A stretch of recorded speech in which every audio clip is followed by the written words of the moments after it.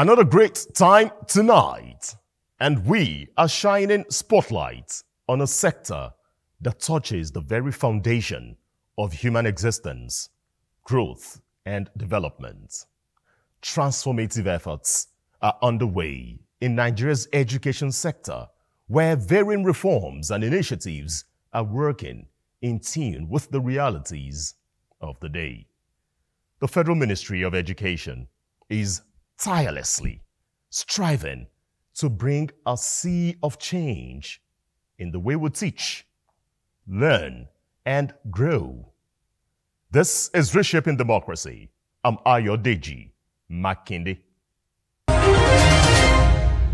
Now, systematic program on educational gap analysis is providing the much-needed inroad to improving the data of out-of-school children, institutional requirements, teacher capacity, monitoring and evaluation, and most of all, total learning outcomes.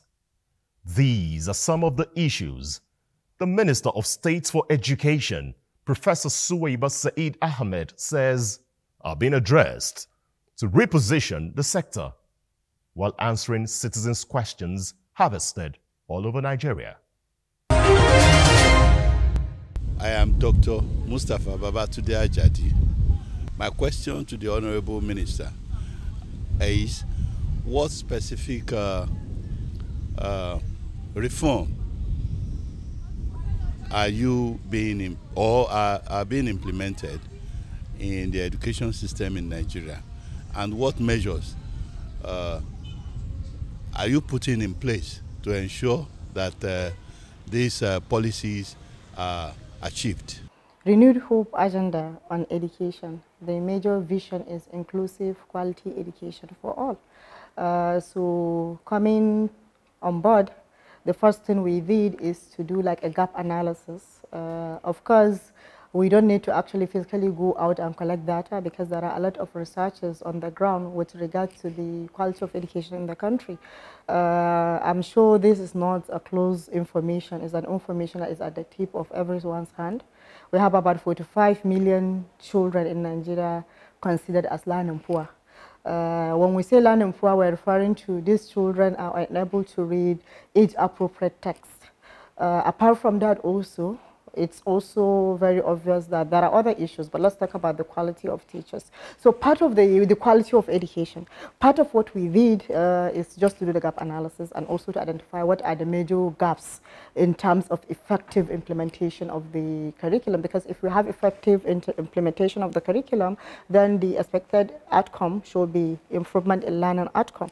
So we did that, and we discovered that there are different factors that are affecting that. There are the teacher factor, there is infrastructure, there is administration, there is M&E, and also there is even the curriculum itself. So we designed specific interventions to address these different gaps that we identified. For instance, with regard to the teacher quality, with regard to the teacher capacity, we designed a teacher capacity building program. The teacher capacity building program, initially it's already on the ground. UBEG, as a co-founder of Basic Education, do give state money for teacher capacity building, but most of these resources, if you do the general mathematics, you discover that state can only maybe train about 10% of the teachers that they have within that state. And then when they do the training, the expectation is these teachers will go down to the school to do step-down training.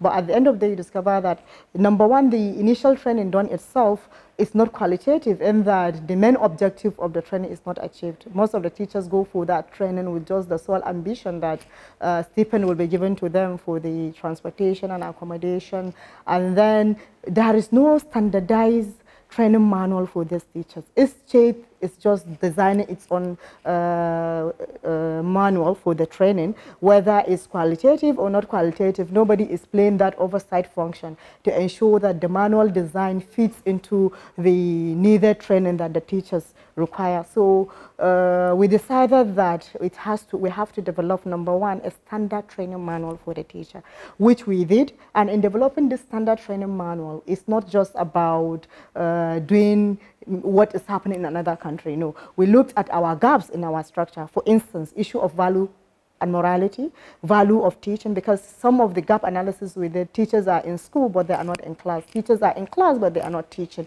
And then apart from that, pedagogical content knowledge itself. You discover that most of these teachers lack the methodology, lack also the content knowledge. So we took that into cognizance also. And then apart from that also, there are edutainment. We call them a way of teaching the learner in such a way that it's not just about the content or theory, rather there is entertainment as part of it. It makes learning more interesting and it helps the learner to learn better. My name is Dr. Lukman Bola Abdurauf from Kwara State University, Malete. The Honorable Minister, I want to ask, what initiative do you have for the girls' child education, particularly those in rural community and underserved areas? The Lumina 2030 is a girl child initiative from the term Illuminate Her Path. We got the Lumina. Illuminate her path through education and economic empowerment. The program is designed to give access to girls that are either live in areas that they don't have access to school, or for any reason girls that dropped out of school, or for any reason girls that have never been enrolled in school. There are different categories of girls that are not in school for different reasons. Number one, we design a selection criteria for the Lumina project, but for us is creating access. For the Lumina initiative, it has 3 phases. These phases are the root, stem, and the bloom. The root is targeting the mothers because we have our own theory of change. Our theory of change is that if a mother is economically empowered, she will be more open to ensuring that her girl is educated. Most of the girls, part of the baseline assessment or gap analysis that we did, we discovered that most of these girls, because of the poverty level, are sent into urban locations, either to hawk or to serve as house helps in the urban centers, because the family need that economic sustenance from their girls. So what we do for them is to ensure that by the time we economically empower the mother, then she can allow her daughter now to attend the Lumina school. The root, then the stem. If you are participating in the root, you must enroll your daughter, a neighbor, or even a relative. But you must enroll a girl child in the Lumina for you to participate in the root. While for the STEM, it's just your 9-year basic education. But instead of using your conventional curriculum, we are using accelerated basic education curriculum. We have an accelerated basic education that is a very standard curriculum. The 9-year basic education has now been summarized into 3 years.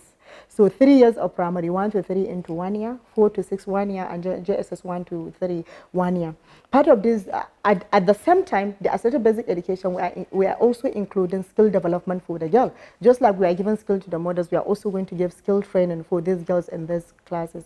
Because if you look at the girls around, you discover that most of these girls are not even school-going age. Some are 10 years. You can't start a girl 10 years into a primary 1, or they may be more than that. So for the root, after the STEM, we have the bloom. The bloom is your SS1 to SS3 that has been summarized into 1 year. So at the end of the APEB, at the end of the Lumina, the APEB curriculum, you have 4 years that you obtain your 12-year basic education. Girls that have never been enrolled in school, when they are up to, let's say, 15 years, now within 4 years, can be able to finish school. If you say that this girl must go back to primary 1, they cannot finish 9 years, it's too much. Their parents, and they will look at the time lag also, and they may not be open to participating in that. But APEB give them this opportunity. At the same time, it also give an opportunity for girls that have dropped out of school, early pregnancy, or for whatever reason you have dropped out of school.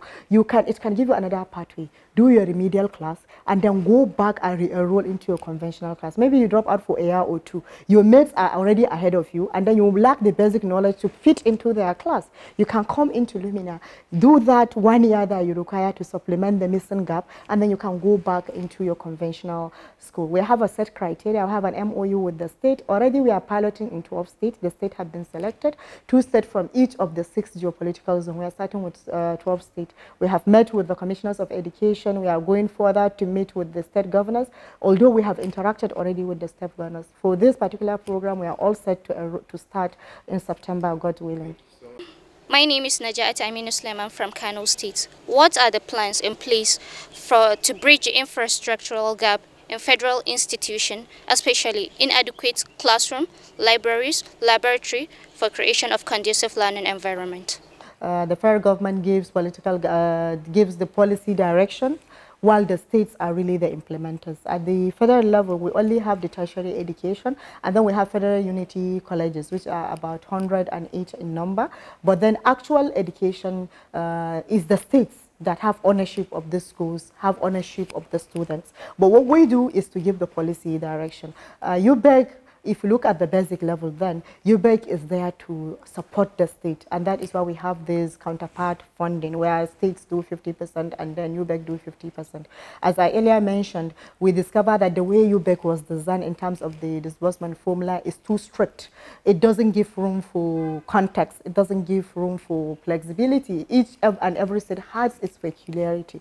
Kano, with a large population, may probably require additional rooms, additional classes for their students to depopulate some of the large classes, while states that don't have large population may require just simple renovation and upgrade of existing structures. So the way now we review the disbursement formula is to ensure that it gives rooms for that. It gives room for state-specific intervention. That's number one. Number two, also, we design the UBEC funding to be P4R. Performance for reward. So now it's P4R. Issues around the building structures that are not solid and strong is not going to stand anymore. That is quality standardization to ensure that buildings for UBEC buildings are standard and qualitative and would stand the period of time, and whether at the same time also at the federal level, just to support states and also support even how the states are utilizing this funding, we are doing school grading.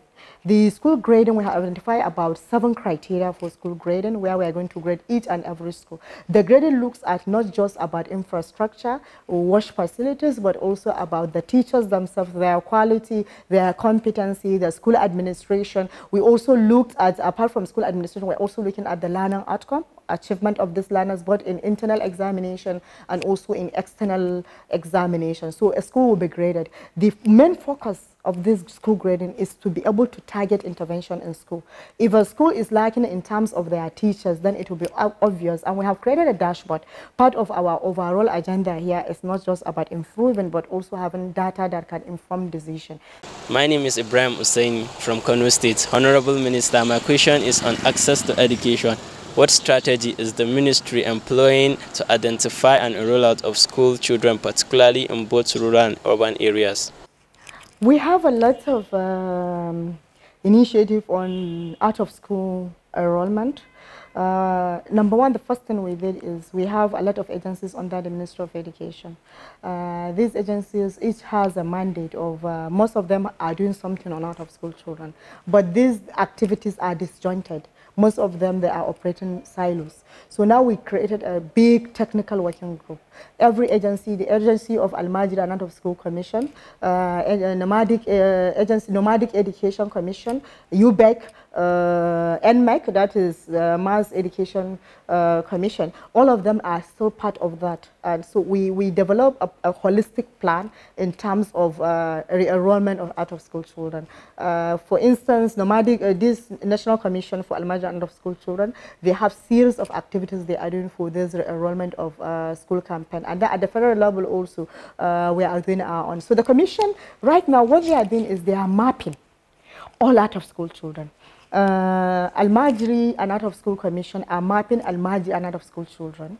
Nomadic Commission are mapping all the nomads that are out of school, while the NMEC are also mapping all the adult learners that are out of school. That is between the ages of, not adult, yeah, we can call them like that, adults between the, children between the ages of 15 and 18 is done by NMEC.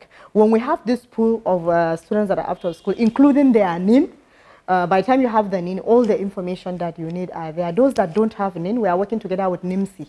So if you don't have a NIN and you're out of school, NIMSI will now enroll you in NIN so that we can have an identifier for that particular candidate. Of course, the men, we are going to do a massive enrollment campaign, which some of these children will be enrolled into school, but we realize that we have a gap. Our school, if you look at the number of out-of-school children that we have and the existing school, we may have a gap in terms of whether we have enough schools on the ground to actually readmit now these students. As we are building additional school, we need to get where we are going to enroll this school. So we are going into PPP with private school, low-cost private school. So any low-cost private school that lives within a location where they have a lot of out-of-school children, because the school must be located. We want a walking distance, nothing more than, let's say, 1 kilometer, where the student can simply walk from their homes to the school. If it is low-cost school, then the government will pay that school to enroll this. But it has to be low-cost school. We have certain standards. We have developed criteria for schools to be included in that. But this is something that we have already started. The mapping is being done across the 36 states plus FCT. How will you ensure data harmonization across different education databases and systems to improve planning, monitoring, and evaluation of the education programs? Yeah, I have already mentioned that it's one of our big initiatives, the NEDI initiative, Nigeria Education Data Initiative. Right now we have already started. We have actually, right now, we have the data of 11 states. This data is not just about the state, but the local government, the school, the learner. We have up to the point of the learner. And the data is holistic. It has all the information you need. School facilities, wash facilities, number of students, that is even obvious, teachers and their qualification. Any information you need on education is already, we have already started. And this is digital, not manual. Initially we have MES and NEMIS, but the way they do it is they do physical paper and pencil form of collecting data, and then when you do MES this year, before you get the data, it will be 2 years because of it's cumbersome translating the data from manual data now to digital data. But we have already created a platform where you enter all this information digitally, and that information, in fact, it's a live data. As schools are entering this data, the dashboard is actually recalibrating every 12 hours. So it's a live data. As you enter, it will, you know, you see 12 hours, it will update itself, and you can see the most recent data. This we have already done for 11 states, and we have plans for scaling it up to the 36 states plus FCT. This, I'm happy to report, is already been implemented. What working conditions do you have to enhance the welfare of teachers and lecturers, and including their working conditions, their training for effectiveness in the classroom? As a teacher, this is a very interesting question for me, and I will want to say that as a teacher, I'm happy to announce that right now we are working on special allowances for teachers. These special allowances include issues around rural location. As you are aware, we have problem with deployment of teachers. You see that the urban centers have more than the teachers they require. Well, if you go to the urban centers, rural centers, the rural school, you see that most of the rural school have limited number of teachers. You go to a school, they have only the head teacher and one additional teacher. So we are doing these special allowances for teachers, which cut across all levels. That is the basic level, post-basic, and even tertiary level. I don't want to let the cat out of the bag, but it's something that we are already working on. There is good news ahead for the teachers.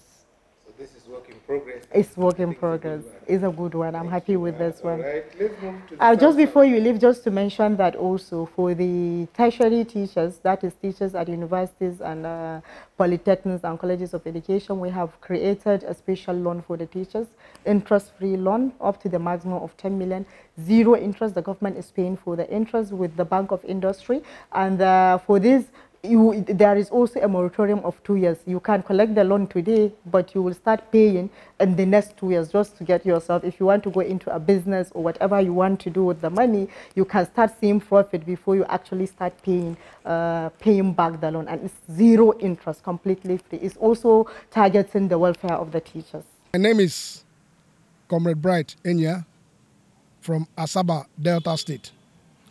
Minister, what are the plans in place to address the funding challenges of Unity schools nationwide? And what initiative will you implement to improve their infrastructure and academic performance? For the teacher welfare package that we earlier talked about, when federal government does this, is for their federal teachers. But what we do is, so the welfare package, the special allowances for teachers is targeting our teachers, the federal government teachers. But then we'll talk to the state to support states also replicate whatever we are doing at the federal level. So for that, I have already answered that. But in fact, in terms of improving the infrastructure at the Federal Unity College, this 2025, we have put a special budget for all our unity schools. And we have actually created a Google form that the schools are to indicate where their gaps are, because each school have different level of decay or different level of gaps that they want to address. So we have already collected this data and we are trying to now kickstart the process. But every unity school is going to be rehabilitated. It depends on what they requested from the ministry. We have this already in terms of the infrastructure. While in terms of the support that the federal government gives them in terms of overhead and feeding allowances, we have reached an agreement that the overhead and the feeding allowances that goes into these federal unity colleges will now be part of the special consideration, first line payment, so that every month they are the priority payment, so that they get their money as soon as possible. Yeah. Honorable Minister, sir, Comrade Okolo Emmanuel is my name, from Asaba. I want to ask, what steps are you taking to harmonize the academic calendar of universities across Nigeria? And how will this improve the overall quality of education in the country? It's good to do the harmonization of the calendar. And I can say that we find ourselves in this position where each university operates a different calendar because of the different striking activities. This school is on strike, they are on strike, so it disrupts our calendar. Ideally, there should be a uniform time that everybody knows when sessions start, when sessions end.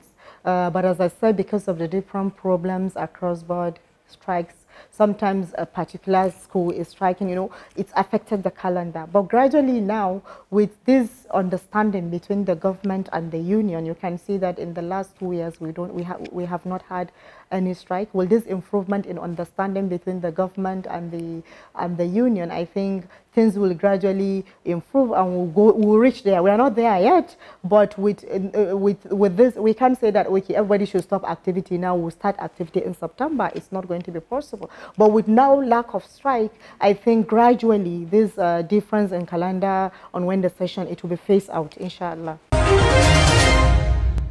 Surely, interventions to address these gaps in education sector is work in progress through a combined effort by education stakeholders, of course, championed by the Education Ministry, eye-catching measures such as standardization of teaching manual, curriculum review, digital literacy and welfare, and of course, teachers.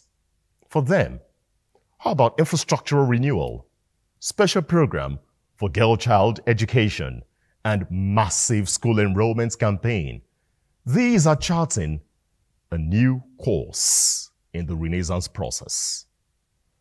I'm Ayo Deji, marking it. It's time to go. See you again, same time next week. Bye-bye.